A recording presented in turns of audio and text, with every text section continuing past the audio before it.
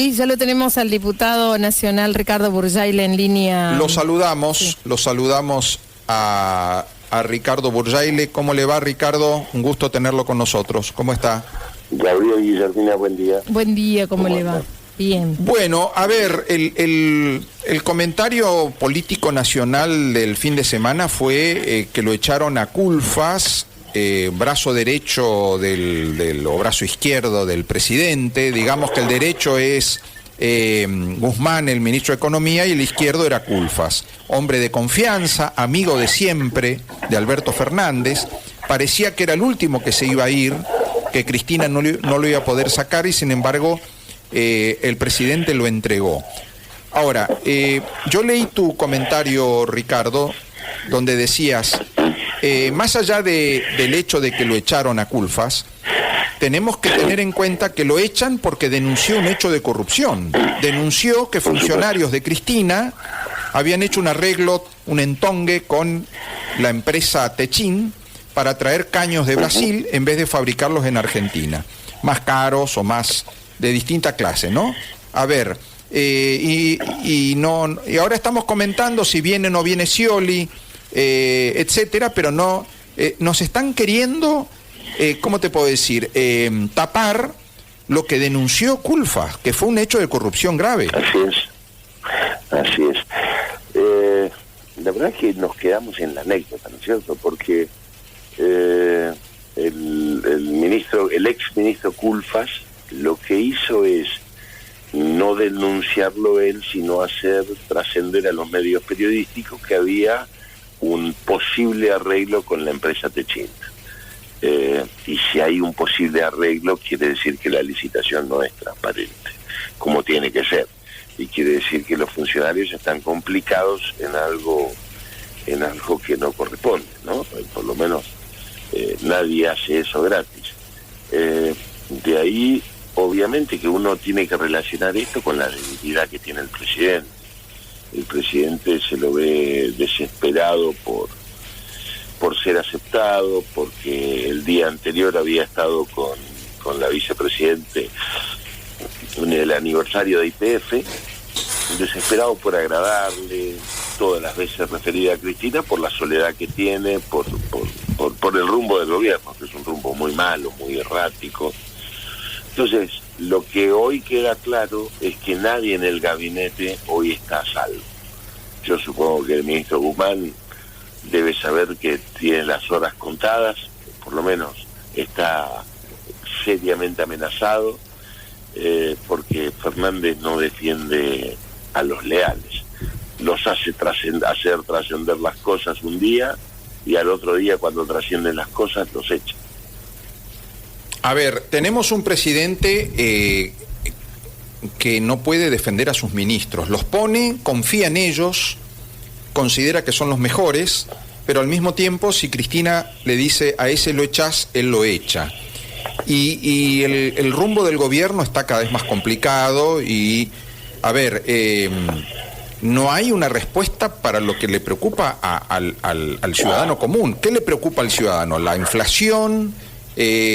La falta de trabajo, que no alcanzamos a llegar a fin de mes, y mientras tanto el gobierno está en una ensalada de internas donde es más importante a ver qué pensó Cristina, qué dice Cristina, a quién le señala, qué dijo fulanito, si se irritó o se molestó Cristina, en fin, una cosa como que se mira en el ombligo, ¿no?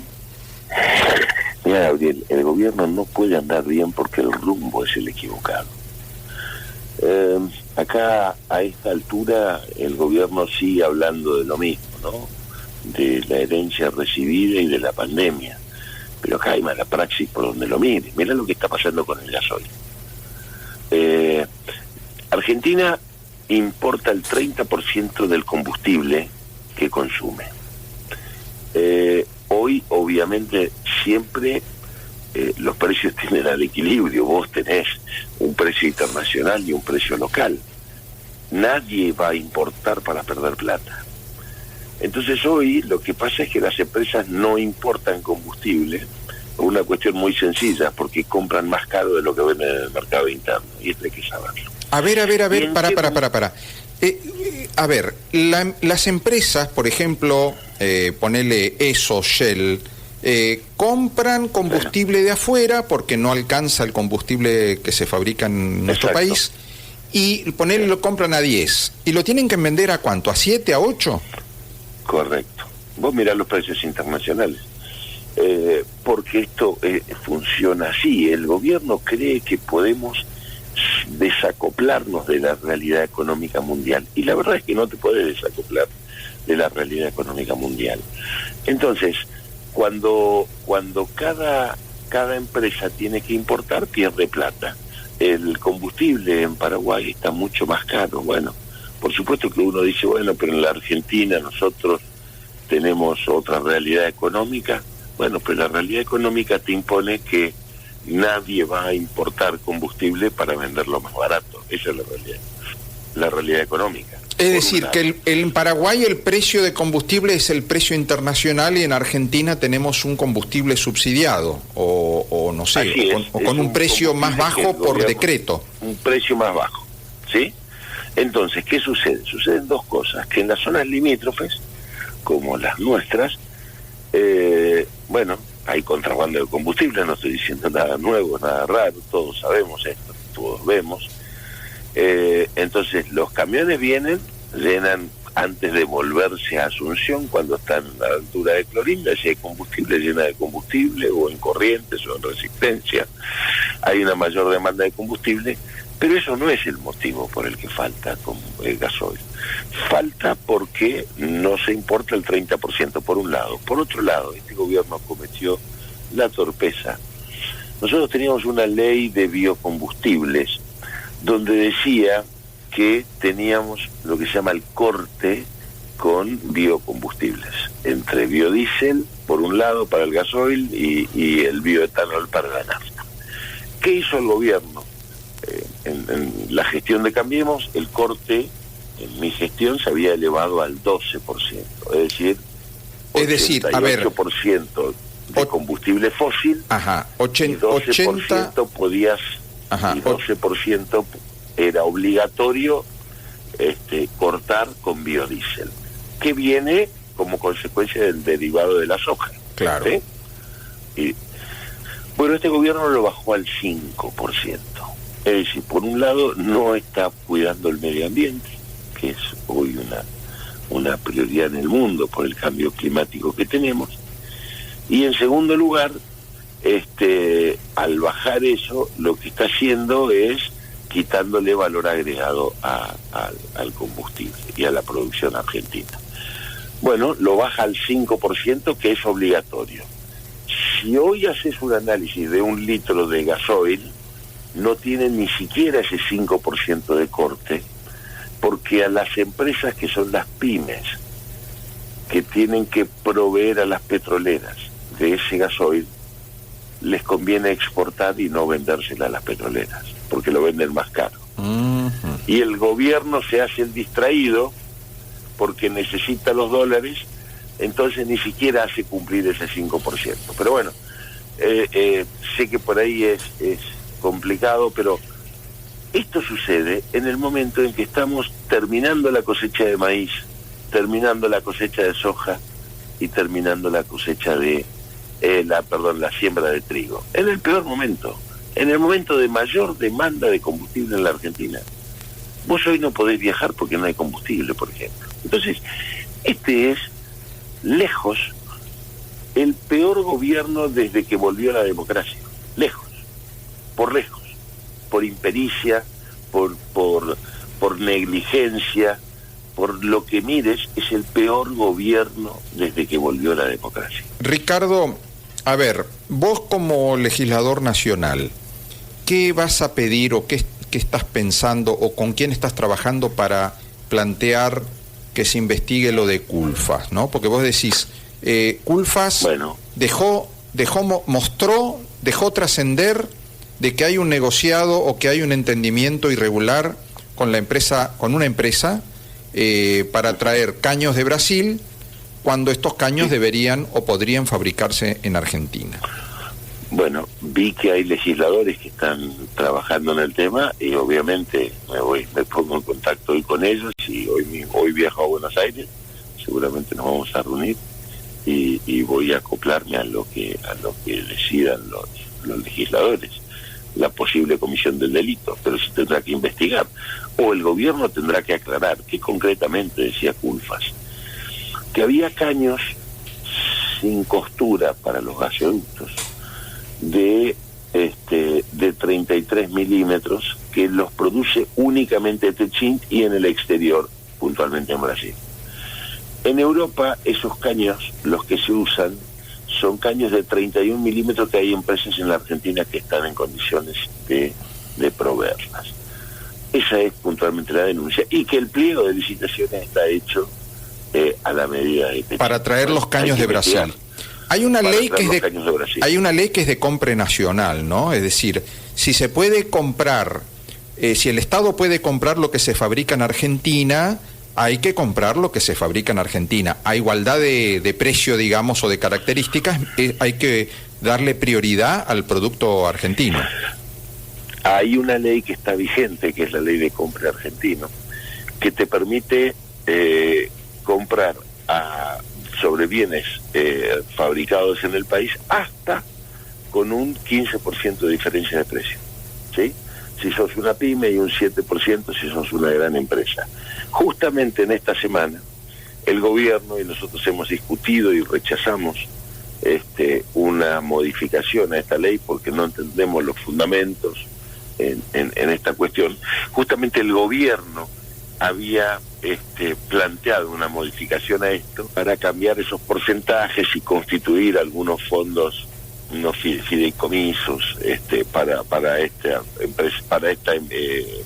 empresas que participen en el compra argentino. Ahora, paradójicamente, la misma gente que presenta el compra argentino, por otro lado te dice y se rasga las vestiduras diciendo que va a ayudar a empresas argentinas. Aclaremos que Techint es una empresa argentina, sí, pero que en este caso el proceso de fabricación está en Brasil.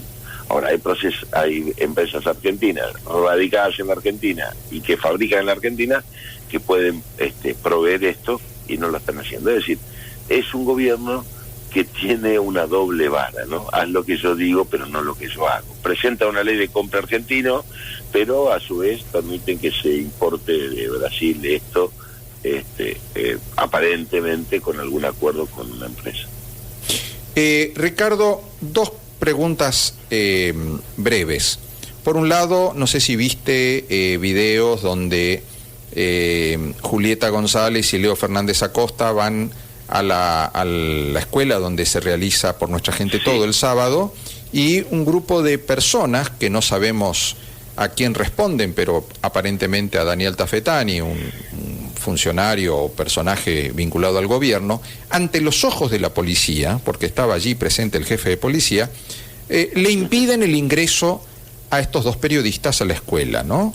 Y en el interior, Gildo Infran diciendo: yo no tengo miedo de esos que iban a venir, bueno, los que iban a venir no los dejaban entrar.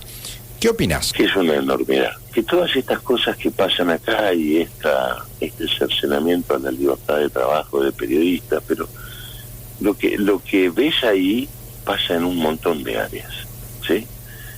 Esa situación de que acá vos no entrás porque lo dispongo yo, bueno, es la realidad que se vive en Formosa. Yo lo vi anoche a eso, Gabriel. Lo vi anoche porque a raíz de que estaba viendo, creo que habían subido los comentarios del gobernador Infran, de que no tengo miedo. No hay que tener miedo en democracia. La prensa tiene la obligación de defender a la sociedad y la prensa tiene un compromiso con la verdad, sea para el lado que sea. Hoy tiene que tener acceso y poder trabajar.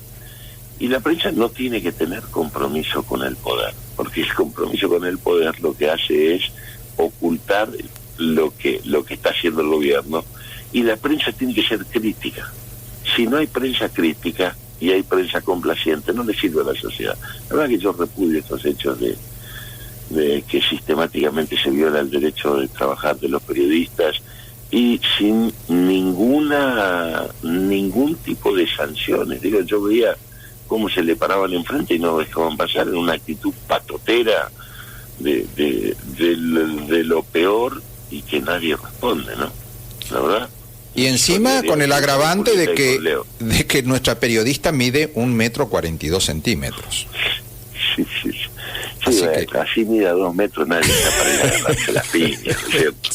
Porque Julieta podría haber pasado pues se agachaba y pasaba por abajo de las piernas, pobre Julieta, pero uno no va a trabajar para agarrarse las piñas, va a trabajar para informar. Seguro. Entonces, me gustaría escuchar hoy a los colegas, a esos que se rasgan las vestiduras y que hablan de sótanos de la democracia y qué sé yo. Bueno, a ver, ahora los colegas, los Soto, los Chiarello, los Navarretes de la vida, si hay solidaridad. Por último, ¿estás de acuerdo con la venta de órganos, la venta libre de órganos? No, bajo ningún punto de vista. Parece que hay cosas que se van al extremo, ¿no?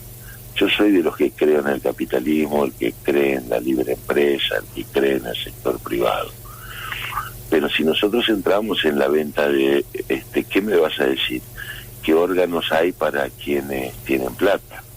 Y que entonces el INCUCAI y la actitud solidaria de los familiares no cuentan. No, yo creo que hay algunas cuestiones que están yendo demasiado lejos. ¿Qué vamos a potenciar?